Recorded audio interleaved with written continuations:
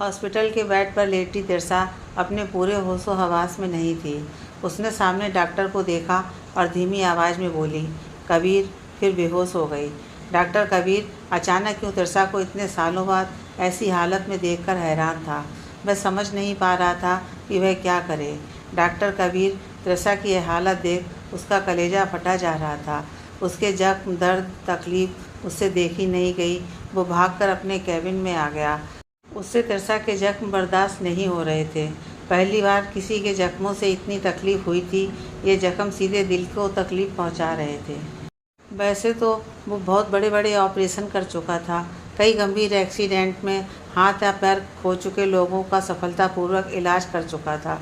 पर आज जब अचानक से तिरसा को ऐसी हालत में देखा तो उसकी आंखों में दर्द उतर आया था। उसकी इस हालत पर वह अपने अंदर एक टीस महसूस कर रहा था। अपनी टेबल पर सिर झुकाए एक अजीब सी कसमकस से गुजर रहा था। उसकी आंखें आंसुओं से भर आई थीं। आंसुओं की कई बूंदें एक के बाद एक टेबल पर गिर पड़ीं। खुद को संभाला और फिर एक नंबर डायल किया। डॉक्टर बनर्जी, कबीर ने धीरे से कहा। Yes doctor Kabir, what happen? Kabir कुछ बोल ही नहीं पाया। फ़ोन कट गया। कुछ मिनट बाद ही डॉक्टर बनर्जी कबीर के केबिन में थे। क्या हुआ कबीर? डॉक्टर बनर्जी ने कबीर के कंधे पर हाथ रखते हुए कहा। जैसे ही डॉक्टर बनर्जी ने अपना हाथ कबीर के कंधे पर रखा, कबीर के सब्र का बांध टूट गया और वो रो पड़ा। डॉक्टर बनर्जी हॉस्पिटल के सीनियर डॉक्टर थे। उम्र में कबीर के पिता के समान, पर कबीर के बहुत अच्छे दोस्त थे। उन्होंने कभी कबीर को उदास भी नहीं देखा और आज फूट फूट कर रोते हुए देखा तो उन्हें बहुत चिंता हुई। डॉक्टर बनर्जी ने उन्हें गले से लगाकर सांत्वना देते हुए कहा, कबीर बताओ मुझे क्या हुआ है। कबीर ने पास में ही रखा पानी के गिलास से 2-3 घूंट पानी पिया और ख़ुद को नॉर्मल करने की नाकाम कोशिश करते हुए बोला, तिरसा की हालत बहुत ज़्यादा क्रिटिकल है। मैं ये कैसे हैंडल कर पाऊँगा? मैं चाहता हूँ कि आप तिरसा का ऑपरेशन करें। मैं उसे इस हालत में नहीं देख पाऊँगा। Please doctor Banerjee, please. कहते कहते वह नीचे बैठ गया। उसका गला रुंध गया था, आगे कुछ बोल ही ना पाया। डॉक्टर बनर्जी ने उसे उठाकर कुर्सी पर बैठाया और पास ही पड़ी तिरसा की रिपोर्ट को पढ़कर बोले, डोंट वरी, सब ठीक हो जाएगा, उसे कुछ नहीं होगा। फिर डॉक्टर बनर्जी तिरसा के वार्ड में जा पहुँचे। एक बार फिर तिरसा का चेकअप किया। फिर नर्स को ऑपरेशन की तैयारी करने को कहा और ऑपरेशन रूम में तिरसा को शिफ्ट करने को बोल कर कबीर के पास जा पहुँचे। डॉक्टर बनर्जी, तिरसा की हालत सच में क्रिटिकल है। उसकी बॉडी में कई जगह कांच घुस गए हैं, बहुत खून भी बह चुका है। हमें पहले ही खून का इंतजाम कर लेना चाहिए। कबीर, मेरा और तिरसा का ब्लड ग्रुप सेम है। डॉक्टर बनर्जी, ठीक है, तैयार रहना, ज़रूरत पड़ सकती है, मैं चलता हूँ। फिर रुककर बोले, यह सब हुआ कैसे कबीर? कबीर, मुझे नहीं पता, मैंने उसे हॉस्पिटल में ही देखा था। फिर डॉक्टर बनर्जी जाने लगे। डॉक्टर बनर्जी, वो ठीक तो हो जाएगी ना? मुझे बहुत डर लग रहा है। कबीर का दर्द उसकी आवाज़ से झलक रहा था। कबीर, तुम खुद इतने बड़े डॉक्टर होकर ये पूछ रहे हो? तुम तो ये सब रोज़ देखते हो। फिर भी? डॉक्टर बनर्जी ने आश्चर्य जाहिर किया। क्या करूं, आज मैं डॉक्टर नहीं हूं, एक सामान्य इंसान हूं जो किसी अपने को ऐसी हालत में देख रहा है जिसे दुनिया में सबसे ज़्यादा प्यार किया था, सिर्फ उसे ही चाहा था, सिर्फ उसकी खुशियां ही मांगी। फिर मैं उसे ऐसी हालत में कैसे देखूं? कैसे? मैं टूट गया था। उसे उम्मीद खोती नज़र आ रही थी। डॉक्टर बनर्जी, देखो कबीर, मैं तुम्हारी हालत समझ सकता हूँ, पर तुम्हें हिम्मत से काम लेना होगा। उसका यहाँ पर तुम्हारे अलावा कोई नहीं है। जब तुम कमज़ोर पड़ जाओगे तो उसे हिम्मत कैसे मिलेगी? तुम्हें देखकर उसे हिम्मत मिलेगी, नहीं तो वह भी टूट जाएगी। तुम उससे अब भी प्यार करते हो ना? उसकी खुशी देखना चाहते हो? तुम्हें हिम्मत करनी होगी। ओके। इसके बाद डॉक्टर बनर्जी ऑपरेशन रूम की तरफ चले गए। कबीर वहीं बैठा तिरसा के बारे में सोच रहा था। 6 साल पहले तिरसा की शादी के एक दिन पहले उसकी आखिरी मुलाकात हुई थी तिरसा से। बचपन से दोनों एक दूसरे को जानते थे, हर लम्हे के साक्षी थे। दोनों एक दूसरे की ज़िंदगी के इंटर तक की पढ़ाई दोनों ने साथ में की थी। कबीर तिरसा से 3 साल बड़ा था, पर तिरसा हमेशा उसे चिढ़ाने के लिए बुद्धू राम ही कहती थी। तिरसा के काले घने लंबे बाल जब खुले होते, कबीर पीछे से किसी चीज़ से बांधकर भाग जाता। फिर जब तिरसा छुड़ाते छुड़ाते थक कर रोने वाली होती तब कबीर आकर उसके बाल छुड़ाता और बोलता, इतने बड़े बाल क्यों रखती है, छोटे रखा कर, नहीं तो मैं तुझे ऐसे ही परेशान करूँगा। और तू मुझे बुद्धू राम मत बोला कर, समझी। ऐसे ही हंसते खेलते कब दोनों बड़े हो गए पता ही नहीं चला। कबीर ने आगे की पढ़ाई के लिए कुछ सोचा नहीं था, उसका कोई लक्ष्य नहीं था। फिर अपनी माँ के कहने पर मेडिकल की तैयारी करने के लिए शहर आ गया। उसकी माँ का तर्क था कि भगवान के बाद डॉक्टर के हाथ में ही वो ताकत है जो लोगों की जान बचा सके। और ये बात कबीर के मन को छू गई और उसने डॉक्टर बनने का सोच लिया। एंट्रेंस एग्ज़ाम में पास हो जाने के कुछ दिन बाद एडमिशन शुरू हो रहे थे, तो कबीर ने सोचा घर चला जाऊं। काफ़ी दिन से मम्मी पापा से नहीं मिला और तिरसा से भी, तो कुछ दिन के लिए घर चला आया। घर शाम को पहुंचा, काफ़ी थक गया था तो सोचा तिरसा से कल मिल लूँगा। अगले दिन सुबह कबीर अपने बिस्तर पर सो रहा था। उसको अपने कान में कुछ घुसता हुआ मालूम हुआ। नींद में था तो उंगली डालकर चेक किया, फिर करवट लेकर सो गया। थोड़ी देर बाद फिर उसे कान में घुसता मालूम हुआ, पर इस बार जब उसने कान में उंगली डालने के लिए हाथ ऊपर किया तो किसी के हाथ से टकराया। उसने हाथ पकड़ लिया और उठ बैठा। फिर तिरसा की बच्ची कहते हुए दूसरा हाथ मारने के लिए उठाया, पर तिरसा की बंद आँखें, खूबसूरत चेहरे पर डर, घबराहट और डर से भींचे होंठ, चेहरे पर बालों की लट। कबीर ने पहली बार इतने ध्यान से तिरसा को देखा और देखता ही रह गया। उसे अपने अंदर कुछ महसूस हो रहा था। यह एहसास पहली बार था और शायद दोनों तरफ था। जब कबीर की उंगलियों की चुभन को तिरसा ने अपने चेहरे पर महसूस किया तो उसने धीरे से आंखें खोलीं। कबीर उसके बालों को उसके चेहरे से हटा रहा था। दोनों एक दूसरे की आंखों में खो गए थे। एक नए रिश्ते की शुरुआत हो चुकी थी। तिरसा शर्मा गई थी, वहाँ से भाग जाना चाहती थी और इसी कोशिश में उठी भी, और पर कबीर ने उसकी कलाई पकड़कर अपनी तरफ खींचा तो दोनों एक दूसरे के ऊपर बिस्तर पर आ गिरे। फिर दोनों एक दूसरे की आंखों में नए सपने, नए एहसास, नई भावनाओं से परिचय हो रहा था। तिरसा के चेहरे पर आ रही बालों की लटों को हटाने के लिए कबीर ने अपनी उंगलियों को उसके चेहरे से लगाया। तिरसा ने कबीर को जोर का धक्का दिया और उठकर भाग गई, पर उसका दुपट्टा कबीर के पास रह गया, जो आज तक तिरसा की पहली और आखिरी निशानी के रूप में कबीर के पास है। फिर अगले ही दिन कबीर को अचानक से कॉलेज जाना पड़ा, हॉस्टल के लिए। उसके बाद जल्दी ही कॉलेज शुरू हो गया। वो वापस आया ही नहीं, फिर अपनी कॉलेज लाइफ में बिजी हो गया। कुछ दिन बाद उसके एग्ज़ाम सिर पर आ गए थे, तभी पता चला कि तिरसा की शादी तय हो गई है। उसका दिल टूट गया था, पर वह तिरसा को दुविधा में नहीं डालना चाहता था, इसलिए उसने तिरसा से होने वाली कभी कभार की बातों को एकदम से बंद कर दिया। पर उससे एक बार मिलना चाहता था। कॉलेज से छुट्टी लेकर घर आया। उसके 10 मिनट बाद ही तिरसा की छोटी बहन सुची आई और हाँफते हुए बोली, भैया आपको दीदी ने बुलाया है। ठीक है, तुम चलो, मैं आता हूँ, कबीर ने जवाब दिया। थोड़ी देर बाद तिरसा और कबीर एक दूसरे के सामने थे। हमेशा एक दूसरे से लड़ने वाले, जो अगर 2 पल भी साथ हों तो तुरंत तू मैं शुरू हो जाती थी, आज 15 मिनट से सिर्फ एक दूसरे को देख रहे थे। उन्हें बात करने के लिए शब्द नहीं मिल रहे थे और उनके दिल को बात करने से फुर्सत नहीं थी। मेरी याद नहीं आई तुम्हें? तिरसा ने अपने आंसुओं को पीते हुए पूछा। नहीं, क्योंकि मैं तुम्हें कभी भूला ही नहीं, अपनी तकलीफ़ छुपाते हुए मुस्कुराकर कबीर बोला। तिरसा कबीर को गले से लगाना चाहती थी, पर कुछ नए भावी बंधनों ने उसे रोक लिया।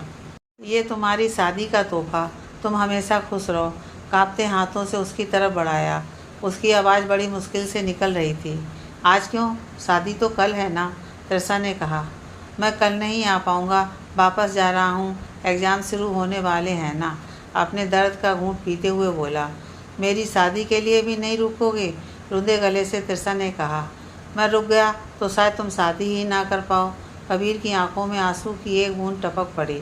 हाँ कबीर, तुम मत आना, नहीं तो मैं सच में शादी नहीं कर पाऊँगी, कहते कहते रो पड़ी तिरसा और चली गई वहाँ से। कबीर के सब्र का बांध भी टूट गया था। पूरी रात छत पर बैठकर रोता रहा। अगले दिन कबीर हॉस्टल चला गया और तिरसा ससुराल चली गई। कबीर कबीर, डॉक्टर बनर्जी की आवाज़ में वह भविष्य में वापस आ गया। डॉक्टर बनर्जी, ऑपरेशन सफल रहा। कबीर ने तुरंत डॉक्टर बनर्जी को गले लगा लिया और शुक्रिया अदा किया। डॉक्टर बनर्जी, अभी वह पूरी तरह से खतरे से बाहर नहीं है, काफ़ी खून बह जाने से वह काफ़ी कमज़ोर हो गई है। तुम्हारे खून की ज़रूरत है।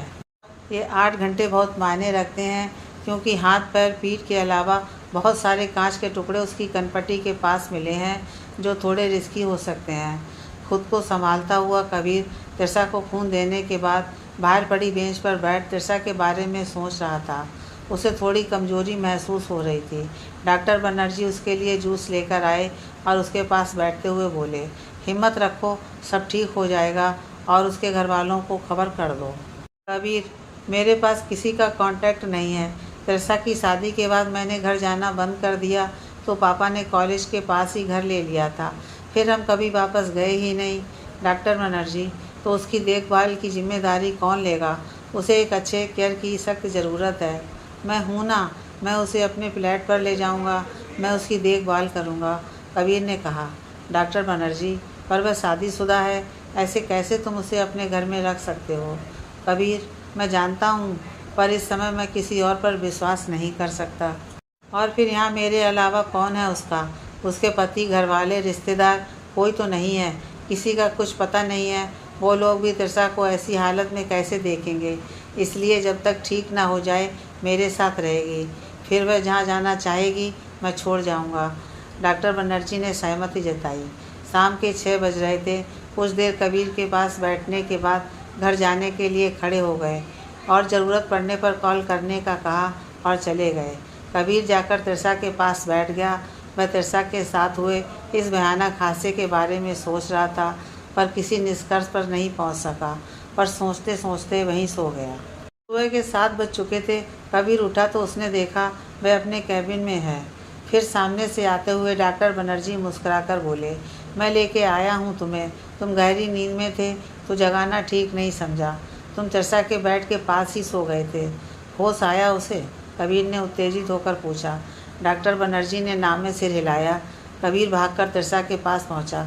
वो अब भी बेहोश थी। डॉक्टर बनर्जी ने 8 घंटे बोला था, पर 12 घंटे से ज़्यादा का समय हो गया था, पर तिरसा को होश नहीं आया था। कबीर तिरसा के पास ही बैठ गया। वह एकटक निरीह भाव से तिरसा को देख रहा था। आज अपने आप को बहुत लाचार महसूस कर रहा था। उसने तिरसा के हाथ को अपने कांपते हाथों से उठाकर अपने हाथ में रखा। थोड़ी देर बाद उसे तिरसा की हथेली में हरकत होती हुई महसूस हुई। तब उसने उसके चेहरे की तरफ देखा। तिरसा को होश आ रहा था। कबीर ने जल्दी से डॉक्टर बनर्जी को बुलाया। उन्होंने आकर दोबारा तिरसा का चेकअप किया। तिरसा की हालत काफ़ी हद तक कंट्रोल में थी, पर तिरसा को बात करने और दिमाग पर जोर डालने से मना किया था, क्योंकि कान के पास लगे टाँकों के खुलने का डर था और कमज़ोरी भी ज़्यादा थी। कबीर रोज़ आकर घंटों उसके पास बैठता, पर बोलता कुछ नहीं, सिर्फ उसे देखता रहता। उसको दवाई देना, खाना खिलाना सब अपने हाथ से करता, और अगर तिरसा कुछ कहने की कोशिश करती तो चुप रहने का इशारा करता और कहता, पहले ठीक हो जाओ फिर बात करना। फिर उसने तिरसा को कहानियाँ, कविताएं पढ़कर सुनाना शुरू कर दिया, जिससे तिरसा को बोरियत ना महसूस हो। 1 हफ्ते बाद हॉस्पिटल से डिस्चार्ज कर अपने फ्लैट में तिरसा को ले आया। वहाँ वह अकेला ही रहता था। उसके माता पिता अभी उसके कॉलेज के पास वाले घर में ही रहते थे। कबीर ने तिरसा को अपना छोटा सा फ्लैट दिखाया। तिरसा ने मुस्कुराकर हाथों के इशारे से बताया, बहुत सुंदर है। कबीर ने कुछ दिनों की छुट्टी ले ली थी तिरसा के लिए। अब तिरसा ने थोड़ा थोड़ा बोलना शुरू कर दिया था, पर कबीर अब भी उसे ज़्यादा बातें करने से मना करता था। कबीर तिरसा का पूरा ख्याल रखता था, तिरसा की पसंद नापसंद का भी ध्यान रखता, उसे हमेशा खुश रखता था। अब पूरा दिन कबीर और तिरसा का समय साथ साथ बीतता, साथ में खाना खाना, कबीर का किताब पढ़कर सुनाना, मूवी देखना और बातें करना, जिसमें तिरसा का रोल सिर्फ सुनने व देखने वाले का होता था। बरसों बाद इतनी खुशी तिरसा को मिली थी, और कबीर भी, इसलिए उसकी सेहत में दुगनी गति से सुधार हो रहा था। घाव भी तेज़ी से भर रहे थे। इस तरह 20 दिन बीत गए। अब काफ़ी हद तक तिरसा के घाव भर चुके थे, और सबसे अच्छी बात यह थी कि सिर में लगी चोट का नकारात्मक प्रभाव नहीं पड़ा था। अब वह आराम से बोल सकती थी, सारे काम कर सकती थी। वह सबसे ज़्यादा खुश तो इस बात से थी कि वह कबीर से दोबारा मिल पाई। एक दिन दोनों बैठे थे। तिरसा ने कहा, तुमने शादी क्यों नहीं की? इसका कोई जवाब कबीर के पास नहीं था। पर कुछ तो बोलना ही था तो कह दिया, कोई ऐसा मिला ही नहीं जो मुझे पसंद आए। तिरसा ने हल्का सा मुंह टेढ़ा कर मुस्कुरा दी। मुझे लगता है तुम्हारे घर अब खबर कर देनी चाहिए, सब बहुत परेशान होंगे। काफ़ी दिन हो गए, मुझे तुम्हारे घर का ना पता ही मालूम था, ना ही कोई नंबर था, और मैं तुम पर कोई प्रेशर नहीं डालना चाहता था, इसलिए कभी पूछा नहीं। तुम चाहो तो अपने घर से बात कर सकती हो। कबीर ने फ़ोन उसकी तरफ आगे बढ़ाते हुए कहा। इतना सुनते ही तिरसा की आंखें भर आई थीं। वह कमरे की तरफ भाग गई। कबीर ने थोड़ी देर बाद उसके कमरे में गया और धीरे से पूछा, क्या हुआ तिरसा, घर पर कोई लड़ाई झगड़ा हुआ था क्या? तिरसा ने रोते हुए नामे सिर हिलाया। कबीर ने फिर कुछ ना पूछकर तिरसा को पानी लाकर दिया। पानी पीने के बाद कबीर ने उसके आंसू पोंछते हुए बेड पर बिठाया और कहा, तुम घबराओ मत, मैं तुम्हारे साथ हूँ। बताओ क्या हुआ है, तुम यहाँ और अकेले कैसे? तुम्हारे पति कहाँ हैं? वो साथ क्यों नहीं है? क्या उसने धोखा दिया तुम्हें? कबीर के सवाल खत्म ही नहीं हो रहे थे। तिरसा बेड से उतरकर खिड़की के पास जाकर खड़ी हुई और सपाट शब्दों में कहा, वो अब इस दुनिया में नहीं है। कबीर तिरसा की बात सुनकर एकदम से शांत हो गया। वह तिरसा का चेहरा देख रहा था। उसकी आंखों से आंसू तो बह रहे थे, पर चेहरा भावविहीन था।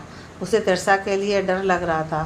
तिरसा ने कहना शुरू किया, शादी के एक हफ्ते बाद हनीमून के लिए टिकट्स बुक थे, तो घर वालों ने कुल देवी के मंदिर जाकर आशीर्वाद लेने को कहा। अगले दिन हम कार से निकल गए।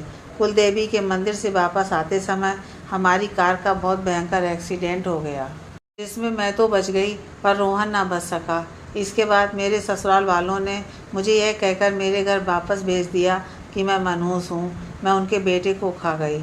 वो लोग मुझे अपने घर में नहीं रखना चाहते थे। मैं घर आ तो गई, पर यहाँ भी लोगों का रवैया बदल गया था। बुआ जी के कहने पर मुझे विधवा आश्रम में छोड़ दिया गया। मैं बहुत चीखी चिल्लाई गिड़गिड़ाई, अपने ही घर में रहने के लिए एक कोने की भीख मांगी, पर किसी ने ना सुनी और ना ही मेरी हालत पर किसी को तरस आया। मुझसे ज़्यादा उन्हें अपनी इज्जत और सची की शादी की चिंता थी। कहना था कि अगर मैं घर में रही तो सची की शादी में अड़चन आएगी। मैं अब तक विधवा आश्रम में ही थी, अपनी ज़िंदगी के बचे दिन काट रही थी। हर रात की खामोशी और तन्हाई से मेरी जंग छिड़ती थी। वहाँ पर बहुत सारी पाबंदियाँ थीं जिनसे मेरा वहाँ दम घुटता था। रीति रिवाज के नाम पर वहाँ के लोगों ने ना जाने कौन कौन सी मानसिक और शारीरिक कष्ट दिए। उसी रीति रिवाज के नाम पर मेरे बालों को काट दिया गया। मैंने बहुत बार कहा कि मेरे बाल मत काटो, रोई भी, पर जब माँ बाप ने नहीं सुनी तो वो सब तो बेगाने थे, वो क्यों सुनते। भगवान तो लगता था मुझे भूल ही गए हैं कि उन्होंने मुझे भी बनाया है। मैं भी इस सृष्टि का एक हिस्सा हूँ, मुझे भी खुशियों के साथ जीने का हक है। मैं तो हंसना ही भूल गई थी। रोने पर आंखों से आंसू भी नहीं निकलते थे, आंसू भी सूख कर साथ छोड़ चुके थे। हर तरफ मुझे अंधेरा ही नज़र आता था, घना अंधेरा। हर रात मेरे मन में आत्महत्या के ख्याल आते, पर एक नई सुबह की उम्मीद लिए मैं वह रात भी काट लेती। वहाँ भी मुझसे कोई बात नहीं करता था। शादी के एक हफ्ते के अंदर पति का मर जाना, इससे वो लोग भी मुझे मनहूस मानने लगे थे। वहाँ बस मुझे 2 वक्त का खाना और रहने का स्थान मिला था। दिन तो कट जाते, पर हर रात मेरे लिए अमावस की रात होती थी। मैं अपनी ज़िंदगी से निराश हो चुकी थी। हर तरफ से मुझ में जीने की कोई इच्छा ही नहीं बची थी, क्योंकि जीने की कोई वजह ही नहीं बची थी। घर से भी कभी कोई मुझे देखने तक नहीं आया। मेरा तो अपना भी कहने के लिए कोई नहीं था। शायद किसी से कह पाती तो दुख कम हो जाता, पर कोई दुख भी बांटने वाला नहीं था। दिल करता था कि कोई आए और गले लगाकर कहे, तिरसा सब ठीक हो जाएगा, पर कोई नहीं था मेरे पास। जोर से चीखने का मन होता था। दिल करता था कि अपने शरीर पर इतने घाव करूं कि खुद गिर ना पाऊँ। अंदर ही अंदर मैं मर चुकी थी, शायद जिंदा लाश बन गई थी। पता नहीं किस गुनाह के लिए मुझे इतनी बड़ी सज़ा दी जा रही थी। इस सज़ा से तो अच्छी मौत लग रही थी मुझे। मेरी पूरी ज़िंदगी तबाह हो गई थी, पर शायद तुमसे मिलना बाकी था, जो मैं मरी नहीं। हॉस्पिटल पहुंचने वाली रात को मैं आत्महत्या के ही इरादे से वहां से भागी थी, पर यह भी ऊपर वाले को मंजूर नहीं था। 3-4 गुंडे मेरे पीछे पड़ गए। उन्हीं से भागते भागते मैं आमने सामने आ रही गाड़ियों को देख ही नहीं पाई। गाड़ियों से टकराने के समय मैं पीछे गुंडे को देख रही थी। अचानक से सामने तेज आवाज़, रोशनी में मुझे कुछ समझ न आया। मैं बहुत तेज़ दौड़ रही थी, खुद को संभाल नहीं पाई और उन गाड़ियों से मैं भी टकरा गई। उसके बाद क्या हुआ मुझे नहीं पता। जब थोड़ा होश आया तो मैं हॉस्पिटल में थी, पर तब भी अफसोस ही हुआ कि मौत ने भी मुझ मनहूस को नहीं अपनाया और माँ बाप ने भी, तो दुनिया ने ठुकराकर ज़्यादा सितम नहीं किया मुझ पर। ऐसा इतना कहकर चुप हो गई। कबीर का शरीर सुन्न हो गया था, आत्मा तड़प उठी थी। जिसके शरीर पर लगे घाव को देखकर दर्जनों ऑपरेशन को सफलतापूर्वक अंजाम देने वाले डॉक्टर कबीर के हाथ कांप उठे थे, तो उसकी तो पूरी आत्मा हर अंग जख्मों से छलनी है, जिनका इलाज तो उसके पास है ही नहीं। कबीर बेड से उठा, उसकी आंखों से आंसुओं की धारा बह निकली थी। उसने दौड़कर तिरसा को गले से लगा लिया। तिरसा को उसकी बाहों में इतना सुकून का एहसास हुआ जितना एक अजन्मे बच्चे को माँ की कोख में होता है। यह सुकून बहुत दिनों बाद मिला था। काफ़ी देर तक कबीर उसके गले लगा रहा। फिर उसे महसूस हुआ कि तिरसा की गिरफ्त ढीली पड़ चुकी है। उसने अपने से दूर कर तिरसा को देखना चाहा तो वह उसकी बाहों में झूल गई। कबीर ने उसके गालों को थपथपाते हुए कहा, तिरसा तिरसा। तिरसा बेहोश हो चुकी थी। हॉस्पिटल में डॉक्टर बनर्जी ने तिरसा का चेकअप किया और कहा, कमजोरी और स्ट्रेस लेने की वजह से ऐसा हुआ। घबराने की कोई बात नहीं, थोड़ी देर बाद उसे होश आ जाएगा। उसे तुम घर लेकर जा सकते हो। 3 दिन बाद तिरसा छत पर अकेली बैठी नीले आसमान को देख रही थी। कबीर उसके पास बैठते हुए बोला, अब तबीयत कैसी है? ठीक हूँ, तिरसा ने बिना देखे जवाब दिया। थोड़ी चुप रहने के बाद कबीर तिरसा से दूर जाकर बैठते हुए बोला, तिरसा, तुमने उस दिन पूछा था कि मैंने शादी क्यों नहीं की, तो मैं आज बताना चाहता हूँ। तिरसा आश्चर्य से कबीर को देखने लगी। कबीर ने आगे कहा, मैंने सिर्फ तुमसे प्यार किया था। मैं किसी को धोखा नहीं देना चाहता था। जो प्यार मैंने तुमसे किया था वो किसी और को नहीं दे पाता। यह उसके साथ अन्याय होता, इसलिए मैंने शादी न करने का फैसला किया। मम्मी पापा ने ज़्यादा दबाव डाला तो यहाँ आ गया और अकेले रहकर जॉब करने लगा। तुमसे आखिरी मुलाकात के बाद मैं चैन से सो नहीं पाया हूँ। कॉलेज के समय जब नींद नहीं आती थी तो पढ़ने लगता था, पर दिमाग और दिल में तुम ही बसती थी। जॉब मिलने के बाद मैं रात रात भर जाग कर काम करता था, जिससे मैं तुम्हें याद ना करूं, भूल जाऊं। पर मैं कभी तुम्हें ना ही दिल से निकाल पाया, ना ही कभी भुला पाया। मेरे दिल और इस घर में सिर्फ एक ही जगह खाली थी और उसमें तुम बस गई। फिर किसी और के लिए ना दिल में जगह बची और ना घर में। तो क्या अपनी जगह में फिर से वापस रहना चाहोगी?